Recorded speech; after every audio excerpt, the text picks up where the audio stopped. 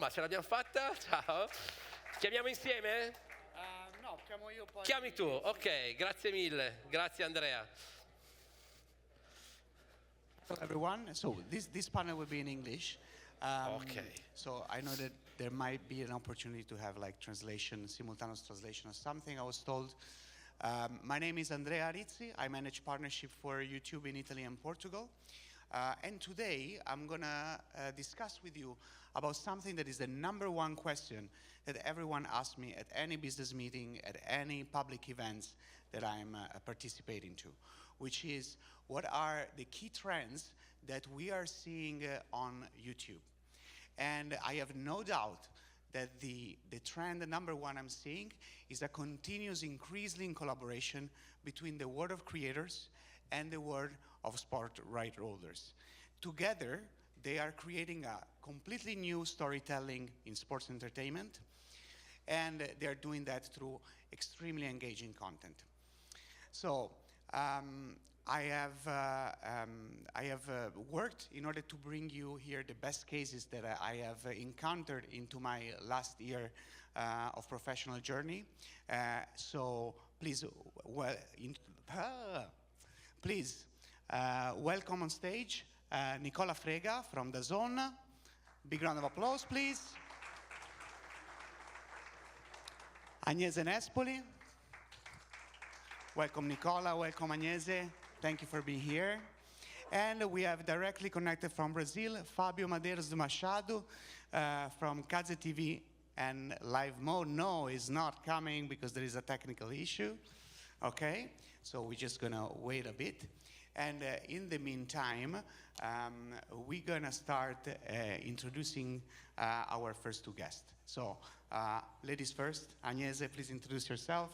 Hi, thank you. I'm so glad to be here. I'm Agnese Nespoli, but on social media I'm known as Lasagna, and I'm a content creator, and my main focus is on football, and I'm also the host of YouTuber League and Kings League, that are two big football project on social media. Thank you, Agnese. Nicola? Hi, everybody. First of all, thanks to Andrea, Gilberto, and YouTube team for being here. Andrea and Gilberto know how much energy and how many ideas we put into our YouTube strategy every day. And what can I say about myself? I'm a Napoletano living in Milan. And in my professional life, I'm the senior platform manager for Dazn.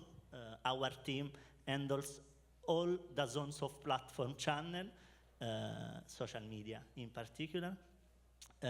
So on our channel, we talk about football and sports every day, trying to do it in a fresh and new engaging way. Our goal, and maybe we can talk about this later, is to engage not only the football fan of today, but in particular our customer of the future. And so, can't wait to talk about this topic with you. Thank you, Nicola, and thank you, Agnese. And I'm just asking to the Regi if, no, we don't have Fabio yet online. So we're going to start with some of the questions that we're going to meet Fabio as well. So the #1 question that I have for you is, what do you think is the driving force of this sort of new marriage that we're seeing between sport creators, actually creators of every type, and sport organization and sport right holders? I would say, for me as a creator, the best opportunity is something related to the growth of our professional life, and also to work, for example, with such a big reality such as Dazn is always very stimulating for also our creativity and for our growth, as I said before. So I would say that. Football and sports in general, Andrea, you know, needs to reach new audiences, no? We said before during our lunch that football now is an industry, no? And so football needs the sustainability, no? And as the official broadcaster of Serie A, of course, Dazn wants to preserve the traditional storytelling about the Serie A, so analysis, tactics, in-depth discussion, but we want to introduce new elements, no? Elements designed for the new generation. And to do this, no, work with creators like Agnese can help us to have new ideas and in particular reach new audience. And so I think that is crucial for us to do it. And I think that we can help creators like Agnese with new opportunities, with new access. So I think it's always a win-win, no, situation. And another thing I would like to add is that also for us, it's a huge opportunity to embrace a new type of public, because our audience tend to be very young. So opening to new realities can also help us add new public with older age in our range. And I think, Andrea, that football in general must not forget the past, no? But we have to build a new future every day. And so we have to open our mind, our opportunity to Agnese and this fantastic world of digital creators. Absolutely, and you know, like it's something that we are seeing on the platform as well. Is like this collaboration is really bringing together two different words through contamination, and in a positive way. You know, so I think it's also a way for everyone to learn from each other, growing professionally, as we're saying, Agnese, and to also, you know, renovate the storytelling about sport entertainment, which is something that I think it's natural, organic, and will follow in the next few years. I just want to double check again if we have the next guest available. Not yet. Just because he sent me a message, he's connected to the Zoom call, so, and he's probably waiting for getting you in. So, in the meantime, maybe, so we're just gonna switch a bit the plan, and I would like to ask you, how do you bring a balance between the content creation of creators and, you know, the brand of Dazn and the traditional content that, you know, everyone is used to enjoy about football and about all the other sports that Dazn has on its platform? Yeah, I have to say, I mean, the most challenging aspect working with creator is to find, as you said, the correct balance between what we need and what they are. Of course, we choose a content creator because the content creators, because they have a different tone of voice, a new and different fan base that doesn't overlap with ours. But I think that it's correct if Agnese comes to talk or to create content for Dazn. I think that it's correct also to speak to our users, no? So we have to find this balance between what Agnese and the creator is and what we need.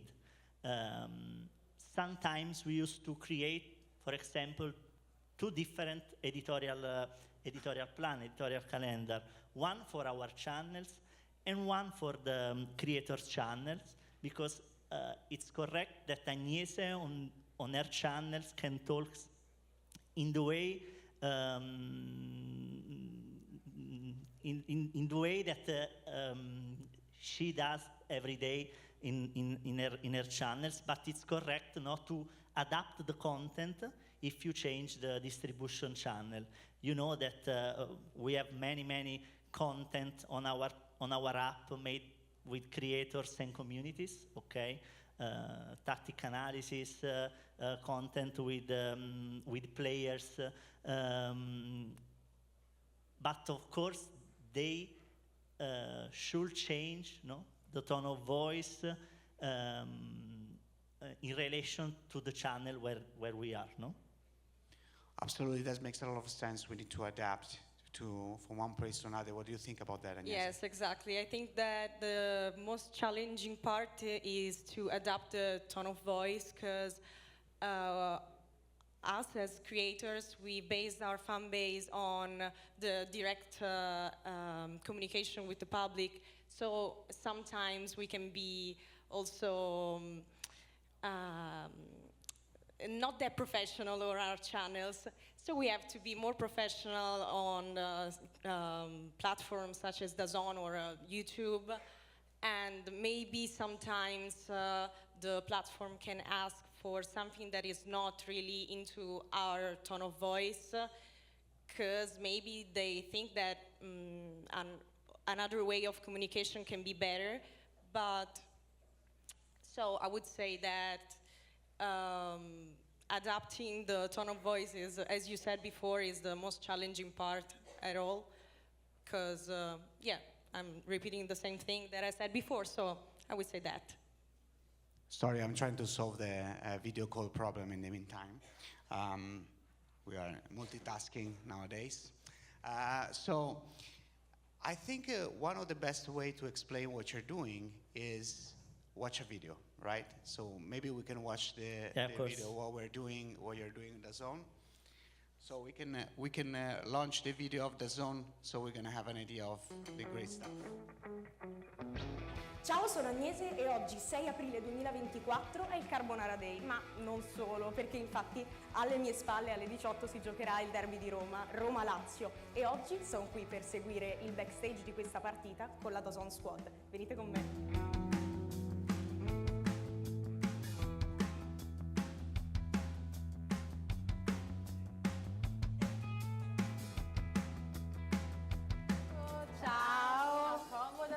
Sei emozionata? Molto, molto emozionata. Una partita particolare, una partita importante oggi. Sì. Quali sono le tue sensazioni? Come... Quando c'è una partita così bella c'è poco da fare, ci parlano le emozioni, quindi è proprio bello. Adesso non vedo l'ora di scendere in campo perché guarda, noi ci prepariamo tutta la scaletta. Posso dare una sbirciata? Certo. Non so se si vede, ma sono anche abbastanza emozionata perché adesso siamo per entrare negli spogliatoi, ma non sarò da sola, infatti con me ci sarà Tommaso. Ciao, Tommaso. è un piacere, posso stringerti la mano? Piacere, sì, certo. Mio. Andiamo dentro? Andiamo. Via, Sì. segui. Questo è lo spogliatoio della Lazio, qui è dove si preparano le partite, appena prima del fischio d'inizio, le ultime parole degli allenatori, il capitano che insomma cerca di suonare la carica a tutti quanti i compagni. Ed eccoci nello spogliatoio della Roma. Andiamo a vedere, dai. Prima cosa che salta all'occhio, faccio vedere, è la cassa, perché evidentemente prima della partita si ascolta la musica anche per caricarsi. Poi, come puoi vedere, ci sono tutte le postazioni dei vari giocatori, c'è anche quella di Paolo Di Bala. Ambro, cosa si prova a essere qui nel tunnel prima di un derby? Adrenalina, concentrazione e soprattutto, per quello che riguarda me, voglia di uscire, perché sai che fuori ti aspetta qualcosa di particolare, di speciale.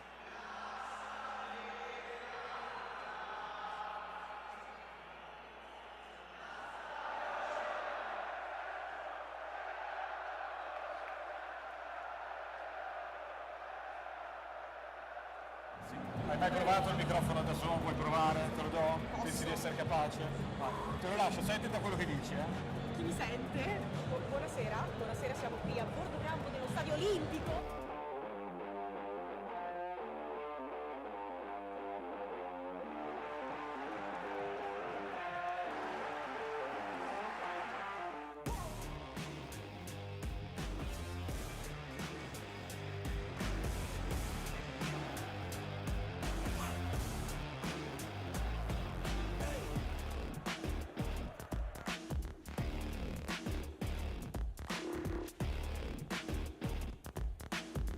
Siamo al 30° minuto di questo derby, avete visto le coreografie, avete visto il backstage con tutta la Dazn Squad, ragazzi, a questo punto io la partita me la godrei.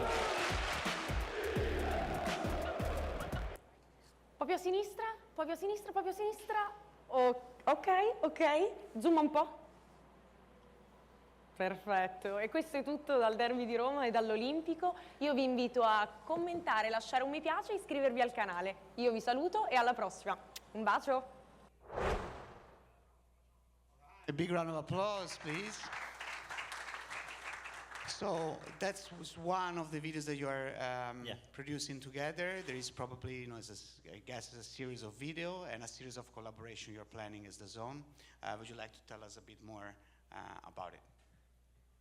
Yeah, and let me say thanks, Andrea, because you see, we saw a backstage, of Derby di Roma, and I think that it's important to say thank you to all Dazn team, Here we have Georgia, for example, from our Rise team, but also our PR team, our production team, because of course the off-platform team on this topic try to lead, But I have to say that today in Dazn, everyone believes that this is the correct way. And so to have an access before the match in the stadium is not so easy, But thanks to all Dazn squad we can do, and we can try to live the football and the sport in a different way, from a different point of view. I think that this video is it's a part of a longer video, but can summarize exactly what's like to work between social medias and big realities such as Dazn, because you can use a much more fresh way of communication, a way of talking, because I feel like that the new public is more interested in feeling the experience, knowing what's like to be on such a big pitch, for example, than talking about, for example, data or statistics, because it's also two different communications, because if you want to know data or something else, you have to read journals or listen to some type of other medias. On social media, I think people are expecting realness. It's all about emotion, let's say. Yes. So I think in the meantime, we have Fabio Medeiros reached us online. Maybe we can have it on screen so we can introduce Fabio as well. No? Okay. Okay, we're fixing another problem on the technical side. So in the meantime, I would then tell you a story about what I've done this summer, because that's gonna give us the bridge to what we're gonna watch later. So you were talking about freshness of content and emotion, and I have been spending the summer in Brazil in August, so in the middle of the Olympic Games, and I was shocked, I would say, from what I have seen too. So Cazé TV, which is the company where Fabio Medeiros works, is the company who brought the rights of the Olympics on YouTube, and all the streaming of the Olympics were on YouTube, and everyone was so excited about it, but I cannot really describe it, so it's best if we're gonna watch it on the video. Can you please launch the video of Cazé TV, and then we're gonna discuss it with Fabio as soon as we have the problem solved.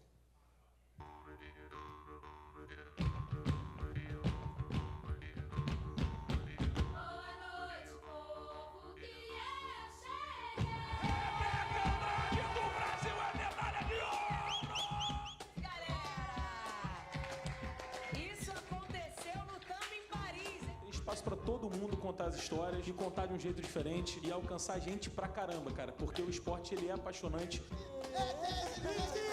Pediu. O que você achou, viu? Não posso deixar de comentar que teu chapéu tá horrível.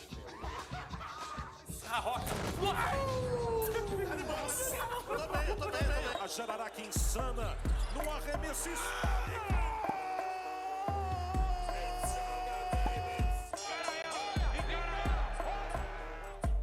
Vamos nessa, Raíssa!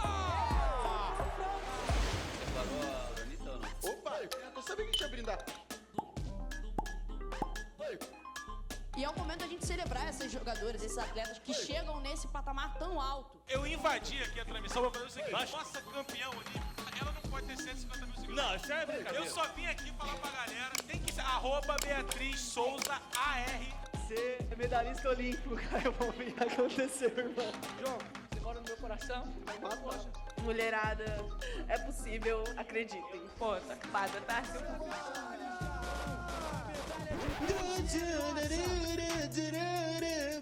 O colã que você mais gostou na trajetória? Nossa, que difícil. A blusa, pelo amor de Deus. Finaliza agora.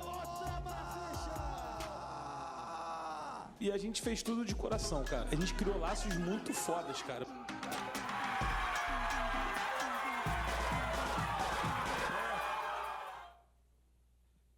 Oh, big applause. Hi, Fabio. It's great to have you here. I've improvised, and we watched the video already of Cazé TV because I wanted to make sure that everyone had the opportunity to watch the great stuff that you have done in Brazil. So first of all, would you like to introduce yourself? What is live mode and what is Cazé TV and how all of this started? Hi guys, it's a pleasure talking from this already almost summer here in Brazil. I'm sorry that I can't speak Italian. It's a shame. For me, it's the most beautiful language in the world, but I just can speak some Portuguese, English, and in Spanish, but not Italian. Yes, I'm Fabio Medeiros. I'm from Brazil. My family is from Portugal. I've been working with sports, I don't know, since like 30 years ago when I tried to be a football player, but I wasn't good enough, especially here in Brazil.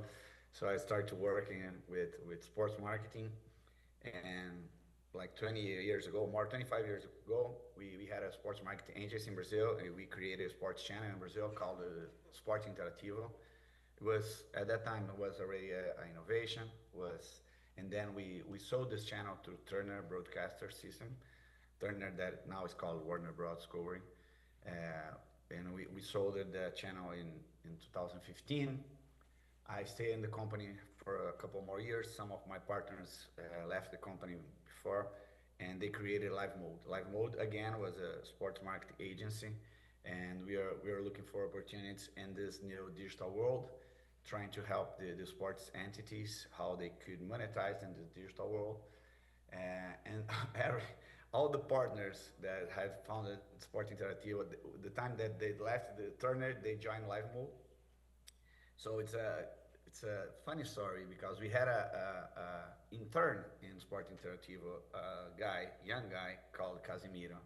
He was our intern. He was already fantastic. He was a social media producer, and especially on the pandemic, he became a celebrity in Brazil with his lives on Twitch.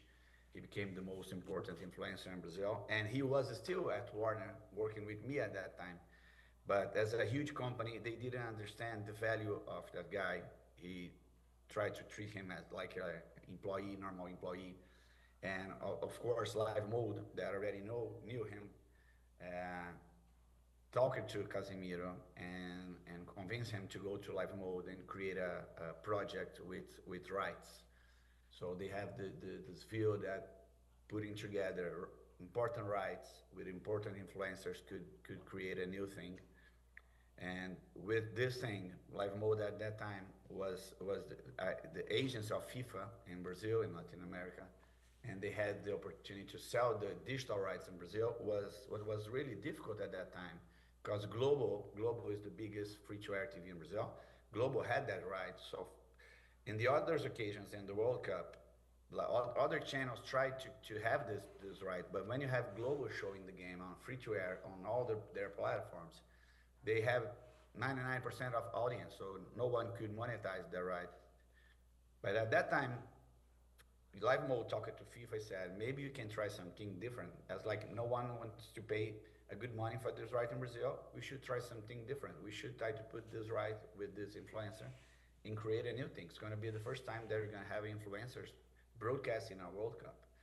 And at that time, we thought that especially the Brazil games would not have good audiences because we had a like 1 minute delay comparing to free-to-air. And we have this huge culture in Brazil to watch World Cup and global. But in the end, it was a huge surprise even for us. Like in the first Brazilian game that we broadcasted, we have 4 million simultaneous devices watching the World Cup in Cazé TV. At that time, we created that name, Cazé TV, because we didn't want to put the World Cup in his own channel, like the personal channel, so we created this brand. In the beginning, it was the idea just to create a project for a couple months, just to show the World Cup. In the end of the World Cup, the project was done. But it was a huge success. We had like 7 million people watching Brazil-Croatia. We don't need to remember what happened in that game. But it was a huge success, not even in audience, but in commercially. All the main brands in Brazil wanted to be with us. We had McDonald's, we had Coca-Cola, we had all the big brands around the World Cup. And then it was a history that we created Cazé TV. After that, we had a lot of sports entities looking for us, saying, oh, we should try something together, as we did with FIFA, especially because we talk with young people. You guys know it's really difficult to engage with the young generations right now. They are all like in the video games and cell phones and everywhere. And if you see like the audience on free-to-air, the average is like 45 plus. And we had this opportunity to bring all the new audience and new generation watching sports together in a new way to do it. And after that, we had some more opportunity with different rights, and especially this year with the Olympics that I have some numbers, and you just saw the video, and I have some numbers to show it to you guys. I think you also gave us prepared for us a presentation about what you have done in the Olympics.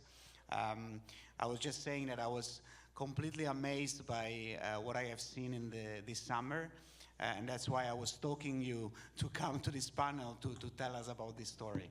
So maybe we can have the presentation on a screen, and Fabio will give us a quick run through of the achievement that they brought with the Olympics. Yeah, it's a couple of slides. I'll try to go through them really fast. If we get the slides.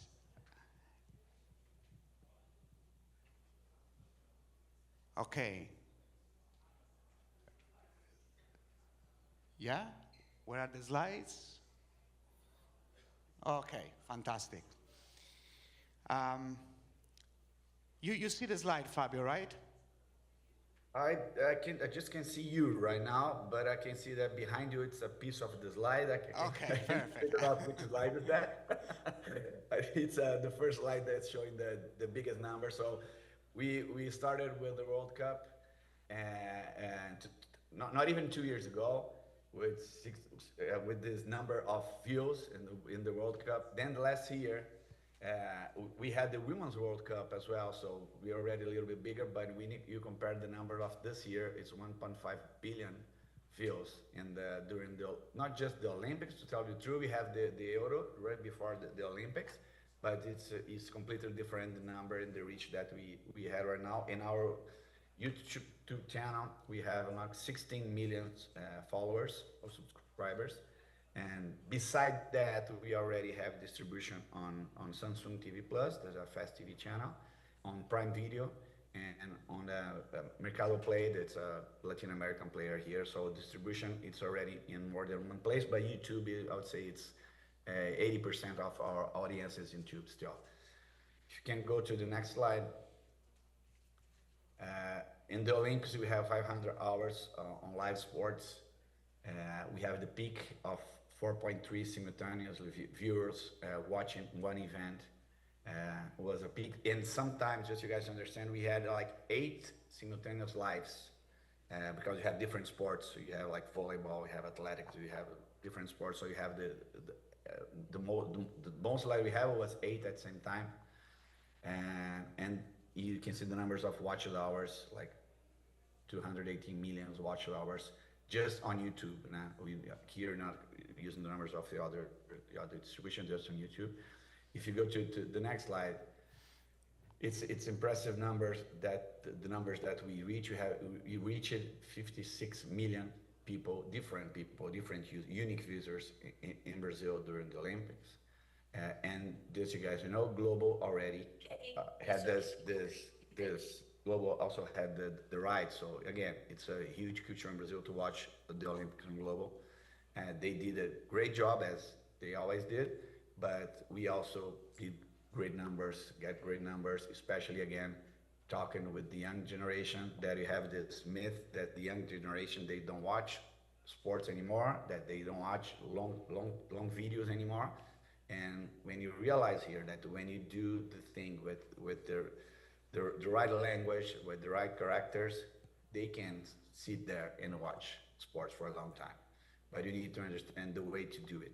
So we have this huge number here. If you go to the next slide, we are talking about the social media.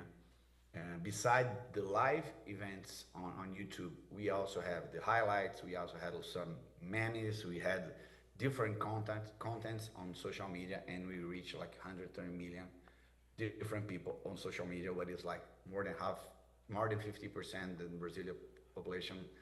And the way here, like example, that wave that Gabriel Medina did, that fly that we had in the slide before.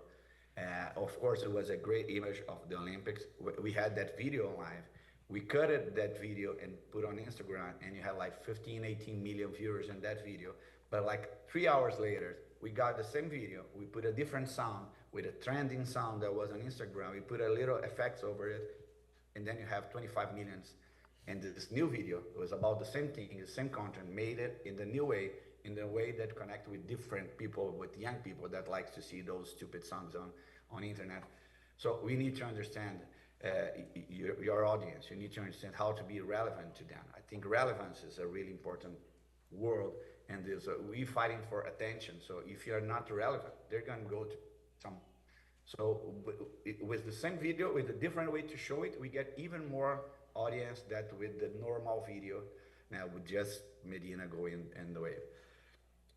So going to the next slide, you can see like we are the number one in the world on Instagram in terms of views and engagement. We were the number one in the world on YouTube, and we are the second one in TikTok, and the first one in TikTok in the world was the Olympic Committee channel, with the difference that all those different channels, if the Olympic Committee, they could show their content to the whole world, and our content was geo-blocked to Brazil. We just had Brazil to watch us, and the other channels, they had the whole world, or even like the right holders that had this in English, they could reach much more people with the English language, and our content was in Portuguese. So it was a huge success for us, getting like 5 billion views. If you put all those things together on digital platform. When you compare, in the next slide here, I think when you compare here, like with the big players that have been doing the Olympics for so many years, when you compare like the total views, I'm talking here on the digital world right now, not on free-to-air or pay TV. On the digital world, when you compare ourselves with those huge digital players who are much bigger than Eurosports on BBC Sports in terms of views and in terms of engagement, even more like 10 billion, 10.6 billion engagement, what it means like likes or conversation in the post that we had. So for us, being like the first time that we did the Olympics, it was a huge victory for us. And in the next slide, I can show you a little bit what I said about the young generation. Here in Brazil, it's numbers from Brazil. Sport TV, it's a pay TV channel in Brazil from Globo, and the second one is Globo itself. So when you see the people between 18 to 34 years, they have like 15, 16%. We have 57% of the people between 18 and 34 years. So it's the people, of course, that are consuming this content in the digital world. But again, we need to know how to talk to them. We need to adapt the language. We need to adapt the speed that they want to see the information.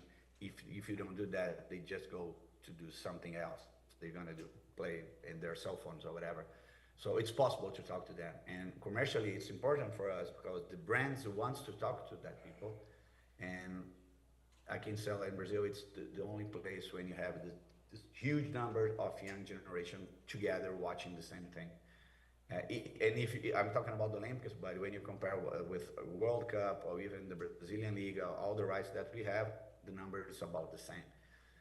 And the next slide, we can see a number that it's amazing. 60% of our audience on the Olympics were watching on smart TV on the big screen. So the world TV has a new meaning to this generation. For our generation, TV was that linear signal that reached our house. For them, TV is just a big tablet that is on the wall. It's not a tablet that they have in their hands, it's a tablet that is in the wall. So they're already watching TV as a tablet. They watch the TV on the apps. And like 60%, it's a big number, but in the Olympics, we had some games at 4 in the morning, 5 in the morning. So during the day, so we had more cell phones than we used to have. Usually our number when you do like football in Brazil, it's 72% on smart TVs, because we have mostly on Sundays and then the weekdays, but like Wednesday night, so it's 72%. Olympics that we had several things happen at the same time, and mostly part of them between 4 in the morning. So we had like more on mobile that we used to have. And the next slide is just a few examples of the huge success and huge buzz and good media that we have around the coverage of Cazé TV. Of course, there was a huge expectation. You guys can imagine the pressure that I had before it. It was the first time we were doing an Olympics. It's not just doing a World Cup that you have like 3 games a day. It's much more easier to understand about football in Brazil than other Olympic sports. So after all, it was a huge success. And one example, the next slide I want to show, is the great engagement that we create around the athletes. Yeah, you know, the Olympic athletes, they're not like football players. Like football players, like 16-year-old in Brazil already had millions of followers.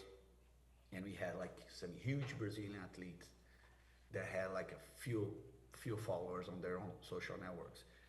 This girl called Bia that got the gold medal from Brazil on judo. Before the Olympics, she had 14,000 followers.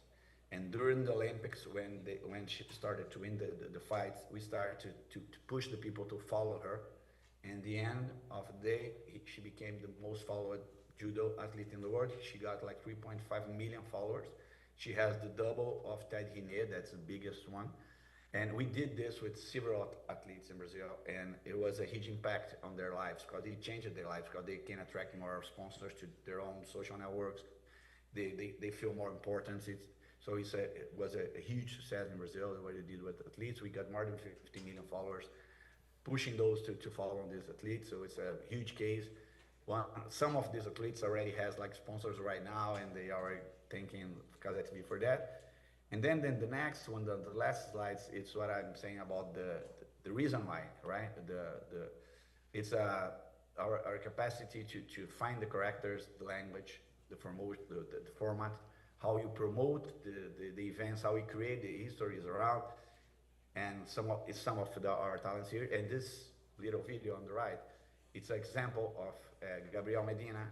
It's the best like Brazilian surfer. He has like 20 million followers on Instagram, and he's really famous in Brazil. And all the press wanted to talk to him after he got a medal on Paris, and he didn't want to talk to anyone. And he called us to talk with this funny guy that's going back on the water. That was a reporter in Paris, because I want to do something with the function, because he's a funny guy, he's a different guy. So we created this amazing content, again, that reached the young generation. Because we have this relation with the fan, but we also have this relation with the athletes. Thanks. We treat them as a fan. Thanks, Fabio. I think that you touched some very important points with the adaptation of language, engagement, and everyone is benefiting from this. Athletes, leagues, clubs, everyone. So we finish our time. So I just want to ask one question for everyone, which is, what would be your suggestion for everyone who wants to do this? What is your point of view, how this will develop in the next 5 years, and what the people that is here in this room should do in order to talk to younger generation and make creator and sport rights holders collaboration more effective. Agnese, you can Well, start. first of all, I want to thank you, Fabio, because it's such an inspirational thing to see what social media is doing in other countries. But I would say for advice, I would say to younger people and for my generation, I would say to not care about judgment, because everyone is judged based on everything, whatever they're doing. And for adults, older people, sorry, maybe to take us seriously, because we are big, we are a reality, and we have value in our content.